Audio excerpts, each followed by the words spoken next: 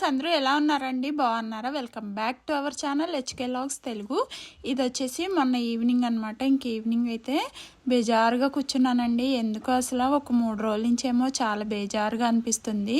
ఇంకా మజ్జిగ అయితే చేస్తున్నాను ఒక పక్కన. 4 రోజుల నుంచి మీగళ్ళు అయితే అట్టుపెట్టి ఇంక దాంతో అయితే వెన్న అయితే తీస్తున్నాను. ఇంకా పిల్లలు అయితే స్కూల్ నుంచి వచ్చేసారండి. వాళ్ళకి ఆల్రెడీ రాకముందే జావది కాసి పెట్టేస్తాను. ఇంకో రాగానే రాగి జావ అయితే ఇస్తున్నానండి ఈ మధ్య. ఎందుకంటే మధ్యాహ్నం ఎప్పుడో లంచ్ చేస్తారు కదా, ఇంక అప్పటి నుంచి ఏముండదు కదా. మళ్ళీ పాలైతే మార్నింగ్ ఇప్పుడు పాలు ఎటు తాగుతున్నారండి. ఇంక ఈవినింగ్ అయితే రాగి జావ అయితే ప్రిపేర్ చేసి ఇస్తున్నాను.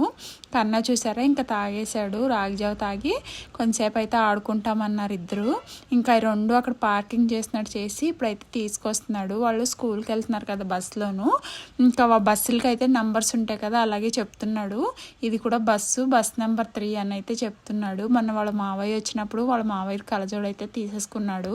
ఇంకా అది పెట్టుకుని ఫోజులు ఇస్తూ సైకిల్ అయితే ఆడుకుంటున్నాడండి. 3 డేస్ నుంచి బేజారుగా ఉంది అంటున్నాను కదా. ఎందుకంటే పిల్లలు కూడా స్కూల్కి వెళ్ళిపోతున్నారండి. ఎప్పుడో ఈవినింగ్కి వస్తున్నారు. ఇంకా మా వారు కూడా పొలంలోకి అయితే వెళ్ళిపోతున్నారు. ఈసారి ఏంటంటే ఎప్పుడు కౌలుకి ఇచ్చేసేవాళ్ళము ఆ పొలము మాది. అది ఇయర్ నుంచి వీళ్ళే చేద్దామని ప్రిపేర్ అయ్యారు. ఇంకా అందుకని ఎప్పుడో మార్నింగ్ వెళ్ళి ఈవినింగ్ 6:30, 7కి అలా వస్తున్నారండి. ఇంకా పగలల్లో ఒకదాన్నే ఉండి బేజారైపోతుంది. ఇంక ఈరోజు పని వాళ్ళు అయితే వచ్చేసి ఇసుక అయితే జల్లిచ్చి పెట్టి వెళ్ళారండి. ఇంకా రేపు నుంచి కానీ లేకపోతే మండే నుంచి కానీ వస్తామన్నారు పనిలోకి. గోడలు అవి ప్లాస్టింగ్ అవి చేయాలి కదా, అందుకనేని.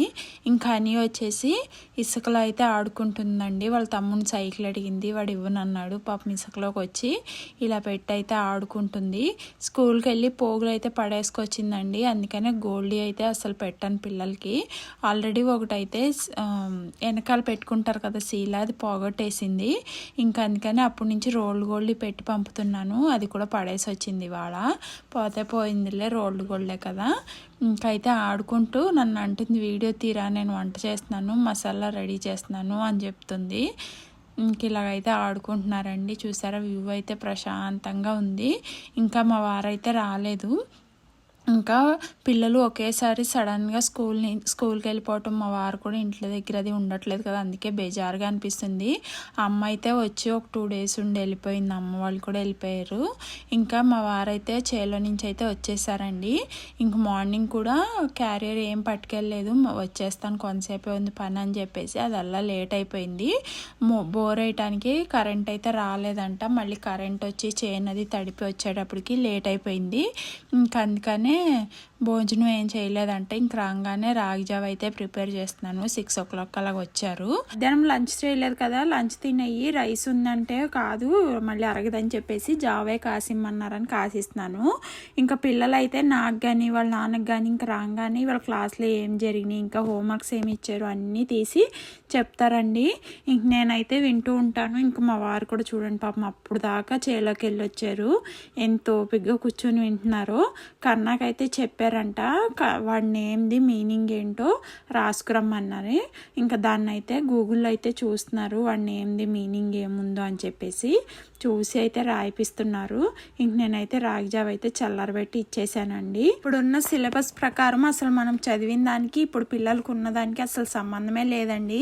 చాలా వరకు ఈ గూగుల్లో చూసే కవర్ చేస్తాం మేమైతే, మాకు తెలియనివి. ఇంక మా వారైతే వస్తూ కూరగాయలు అయితే తీసుకొచ్చారండి. ఇంక నేనైతే పచ్చిమిరపకాయలు ఇవన్నీ ముచ్చుకులు తీసి నీట్గా ఇలా ఏరి పెట్టుకున్నాను.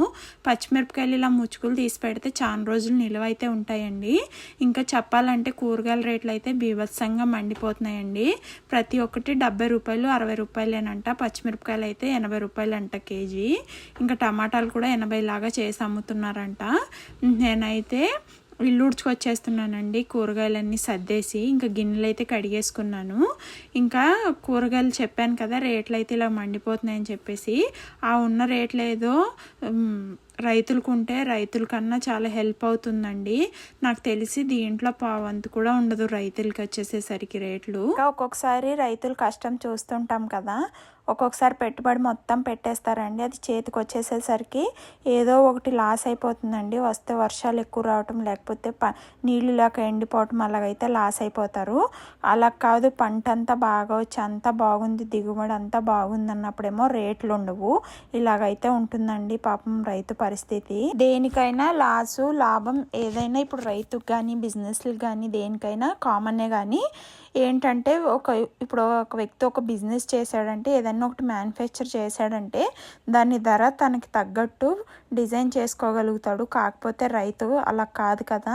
ఇంకా రైతు పండించిన పంటకి గవర్నమెంటే లేకపోతే మధ్యలో బ్రోకర్స్ ఉంటారు కదా, వాళ్ళే డిసైడ్ చేస్తారు రేట్లు ఆ మార్కెట్ని బట్టి. అలాగైతే ఉంటుందండి. ఇంకా నైట్ అయితే నేనైతే చాలాసేపు ఈవినింగ్ పిల్లల్ని అయితే చదివించానండి. అప్పుడు మాత్రం అసలు వీడియోస్ ఏమి తీను, ఎందుకంటే వాళ్ళు చదివిన దానికన్నా వీడియో మీద ఎక్కువ కాన్సన్ట్రేషన్ పెడతారని భయం అండి నాకు. అందుకనే వీడియోస్ అది ఏం తీను. ఇంక వీళ్ళకైతే డిన్నర్ పెట్టేసి పడుకోబెట్టేశానండి. ఇది వచ్చేసి నెక్స్ట్ డే మార్నింగు. ఇంక మా వారు మళ్ళీ చేలోకి వెళ్తానన్నారు. ఇంకా ఏంటంటే నార్మల్కి అయితే రెడీ చేస్తున్నారండి అక్కడ చేలో. ఇది వచ్చేసి 30 కిలోమీటర్లలో ఉంటుందండి దూరం ఇక్కడ నుంచి, మా ఊరు నుంచి. ఇంకా మళ్ళీ వెళ్ళి లంచ్కి అయితే అసలు రారు, ఈవినింగే అవుతుంది అన్నారని చెప్పేసి ఇంకా పిల్లలకి ఎటు బాక్స్ పెడతాను కదా, ఇది అలాగే నీకు కూడా బాక్స్ పెట్టి ఇచ్చేస్తాను, పట్టుకెళ్ళిపో అంటున్నాను. నిజంగా చెప్తున్నాను, మా వారు ఉండట్లేదు కదా మధ్యాహ్నం అప్పుడు అసలు నాకు లంచే చేయబుద్ధి కావట్లేదు.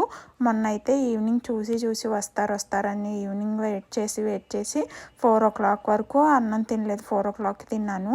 నిన్నైతే 2:30 వరకు చూశాను. మా వారు నేను రానని చెప్పి ఫోన్ చేశారు. ఇంకా 2:30కి అలా తిన్నాను. ఇలాగైతే అయిపోతుంది, నువ్వు బాక్స్ పట్టుకెళ్ళిపో, అప్పుడు నేను కూడా ప్రశాంతంగా ఇంటి దగ్గర తింటానని చెప్తే సరే ప్రిపేర్ చేయమన్నారని ఇంకా రైస్కి అయితే కడిగి పెడుతున్నాను. ఇంకా నా ఛానల్ ఎవరన్నా ఫస్ట్ టైం చూస్తుంటే ప్లీజ్ అండి సబ్స్క్రైబ్ చేసుకుని ఒక లైక్ అయితే ఇవ్వండి. ఇంకా రైస్ అయితే కడిగి పెట్టేశాను. కందిపప్పు అయితే తీసుకుని నీట్గా వాష్ చేసుకుని నానబెడుతున్నాను. కన్నా అడుగుతున్నాడు 2 days నేను సాంబార్ చెయ్యమ్మా అని చెప్పేసి. ఇంక అందుకనే వాడు అడిగించేస్తే స్కూల్లో ఈజీగా తినేసి వస్తాడన్న ఆశ. ఇంకా కందిపప్పు అయితే నానబెట్టేశాను కదా. ఇడ్లీ పిండి అయితే కొంచెమే ఉందండి, అది సరిపోదు ఇడ్లీ వేస్తే అని చెప్పేసి దాంట్లో అయితే కొంచెం గోధుమ పిండి అయితే యాడ్ చేసుకుని ఇంకా కొంచెం పెరుగు అయితే యాడ్ చేసుకుని పునుగులాగా చేద్దామని పునుగులకి అయితే మిక్స్ చేస్తున్నాను. మీకు ఇష్టం ఉంటే మైదా కూడా యాడ్ చేయొచ్చు, కాకపోతే నాకు మైదా అంత అన్హెల్దీ అనిపించి నేనైతే గోధుమ పిండి అయితే యాడ్ చేస్తున్నాను. దీంట్లో కొంచెం సాల్ట్ అలాగే కొంచెం తినే సోడా ఉంటుంది కదా, అది కూడా వేసేసి ఇలా పునుగుల పిండిలాగా అయితే మిక్స్ చేసి పెట్టుకున్నాను. ఈ కుక్కర్ విజిల్ వచ్చి కందిపప్పు అది నానేలోపు నేనైతే గుమ్మాలు కూడా ఊడ్చుకుని రావచ్చు. అలాగే ఒక పక్క ఏంటంటే చింతపండు కూడా నానబెట్టాను. ఇలా నానబెడితే తొందరగా గుజ్జు వచ్చేస్తుందని సాంబార్లోకి. ఇంకా బయట గుమ్మాలు ఊడ్చుకుని వచ్చేసేసరికి రైస్ అయితే అయిపోయిందండి. ఇంకా పప్పు బంగాళదుంపలు కలిపేసి కుక్కర్కి అయితే పెట్టేశాను సపరేట్గా. ఇంక ఈలోపు కూరలోకి అలాగే టిఫిన్లోకి అన్నిటికీ ఉల్లిపాయలు కూరలు అయితే కోసుకొచ్చేసాను. ఇంకొక పక్కన టీ, ఇంకా పిల్లలకి వచ్చేసి పాలు అయితే కలిపేస్తున్నాను. ఇవి ఏంటంటే పునుగుల్లోకి సాంబార్లోకి అలాగే పొటాటో ఫ్రైలోకి ఇలాగ ఆనియన్స్ ఇవన్నీ అయితే కట్ చేసుకుని రెడీగా పెట్టుకున్నాను. ఈ లోపు ఏంటంటే పిల్లలకి పాలు కూడా కాగిపోయినాయి, వాళ్ళు అయితే బ్రష్ చేసుకుంటున్నారు. ఇంక వాళ్ళకి పాలు ఇచ్చేసి బ్రేక్ఫాస్ట్ కూడా ప్రిపేర్ చేసేసాను. అలాగే ఒక పొయ్యి మీద వంట కూడా ప్రిపేర్ చేసేసుకున్నానండి. అట్ ఏ టైం ఒకేసారి అన్ని పనులు ఒక 1/2 అవర్లో అంతా ఫినిష్ చేసేసుకున్నాను. ఇదిగోండి సాంబార్ అయితే కాసేసాను, సాంబార్ ఒక గిన్నెలోకి తీసేసుకున్నాను. అలాగే పొటాటో ఫ్రై కూడా చేశాను. ఇంకా పునుగులు కూడా బ్రేక్ఫాస్ట్కి అయితే ప్రిపేర్ చేసేసాను. పిల్లలు కూడా స్కూల్కి అయితే పంపేశానండి. ఫుల్ హడావుడిగా ఉండొద్దండి, అన్ని ప్రతిదీ వీడియో తీసుకోవాలంటే ఆ పని చేస్తాను, ఒక పక్క మళ్ళీ ఫోన్ ఎత్తుక్కుంటూ ఉంటే టైం వేస్ట్ అయిపోతుందని ఇంకా అక్కడక్కడ నేనైతే వీడియోస్ అయితే స్కిప్ చేస్తాను. ఇంకా పిల్లలు ఎటు సాయంకాలం దాకా రారు, మా వారు కూడా రారు కదా. ఈరోజు ఇల్లు అయితే క్లీనింగ్ చేసుకుందామని ఇంకా డీప్ క్లీన్ చేద్దామని దుప్పళ్ళు బట్టలు అన్నీ నానబెట్టేశానండి. టీ తాగేసాను నేను. టీ తాగేసి రెండోసారి టీ తాగానండి ఈసారి, ఎందుకంటే ఆయిల్ ఫుడ్ తింటే ఒక రకంగా ఉంటుంది. పునుగులు అయితే తిన్నాను కదా అందుకనే. ఇంకా టీ అది తాగేసి బట్టలు అన్నీ ఉతుక్కున్నాను. ఎక్కడ చూసినా బట్టలు దుప్పళ్ళు ఇవే ఉన్నాయండి. ఉతుక్కుని గిన్నెలు అన్నీ క్లీన్ చేసుకునేటప్పటికి 12:30 అయ్యిందండి. ఇవిగోండి ఇవన్నీ ఉతికేటప్పుడు మళ్ళీ ఒక గంట సేపు గిన్నెలన్నీ క్లీన్ చేసుకోవడానికి 12:30 అయ్యింది. ఇప్పుడు రైస్కి అయితే కడిగి పెట్టేసి ఇంక ఇల్లంతా మాపింగ్ క్లీనింగ్ అంతా ఉంది. అదంతా అయ్యేటప్పటికి ఈవినింగ్ అయ్యిందండి.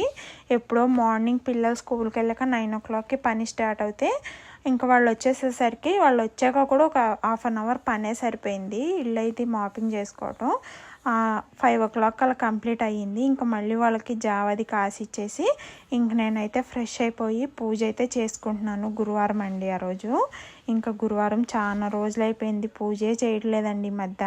అందుకనే ప్రశాంతంగా పూజ అయితే చేసుకుంటున్నాను. ఎలాగైనా ఇంట్లో దీపం పెట్టుకుంటే ఆ కళే వేరు కదా.